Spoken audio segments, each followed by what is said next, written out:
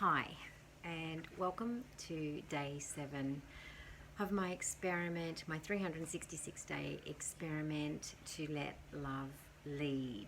So today I want to talk about something that came up. The whole concept of it came up in a conversation I had with my daughter this morning while we were making coffee. She had her phone playing and had music playing.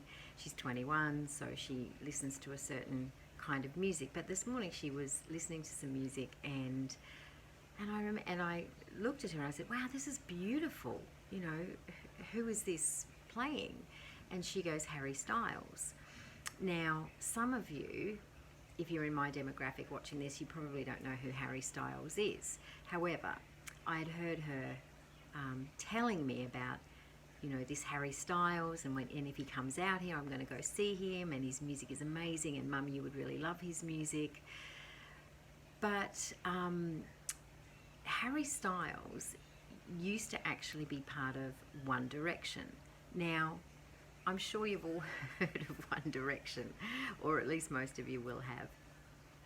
Now, we were talking about that, and the thing that really came to me is something that I've been working through myself this past year, and that is the truth of who I am. So we started talking about Harry and how back in, when he first came on the scene as part of One Direction, that the whole One Direction thing was quite an orchestrated, manufactured boy band, and a lot of them, I'm going to say, were probably just swept along in the excitement of, breaking into the music industry and hitting it big, and it was just an upsweep of excitement, and I think that that's true for a lot of us. I think that sometimes in life, the circumstances of our life and things that are going on around us, it's really easy for us to get caught up in sometimes what isn't the truth of who we are, but it feels good, so we go with it anyway. And I'm also thinking that when we do that, when we get swept up like that, whilst it feels good in the moment, there is also a point where it's no longer sustainable. The excitement dwindles. It no longer energizes us. In fact, it drains us. It becomes hard and heavy. And I think that's because we get to this almost tipping point of where it's not the truth of who we are. So therefore, it isn't a sustainable thing. So whilst One Direction was an awesome thing, and it was huge, and it was exciting, and for Harry it was brilliant, that style of music wasn't the truth of who he was as an artist. And he's gone through some apparently some time away, and some working through creating a different style of music, and really coming to a point of, and I was speaking to Isabel about that, and she said that he took time out, a lot of time out, and this latest album, he literally just let his heart it just came from his heart. And I've got to say, it's beautiful. The music is beautiful, so much so that it caught my attention. It completely caught my attention. It's just beautiful. And she said to me this morning, she said, "Yeah, it's a bit, not everyone's going to like it though, Mum." And I said, "No, that's right. Not everyone is going to like it. But the truth of who he is will attract a tribe of people, or a tribe or a community, or, listeners that are aligned with the truth of who he is, which is what this music is about that he's making." And that kind of brings me to a little bit of, my own life. So this past year, most of you know I wrote a book. That's what most of you know that I did. But what was happening for me alongside writing the book was a year of doing some of the, the deepest, most inner and most profound work that I've ever done, because I also noticed a pattern in my life where, I was creating stuff, it was exciting, it would go along for a while, and then it didn't feel sustainable and it didn't feel true for me. And that was a cycle that I could recognize was happening in my life over and over and over and over again.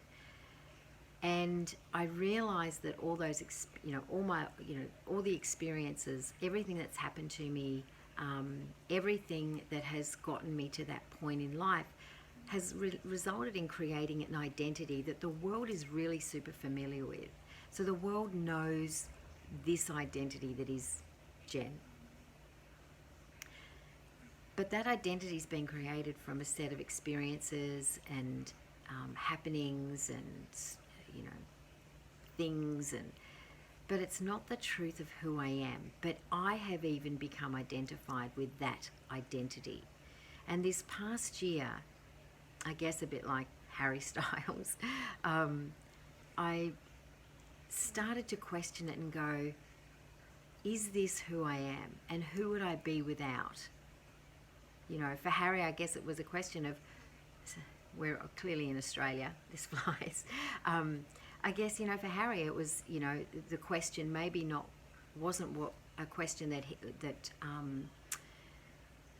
he walked towards, but one that sort of happened underneath of him was, who would he be without One Direction?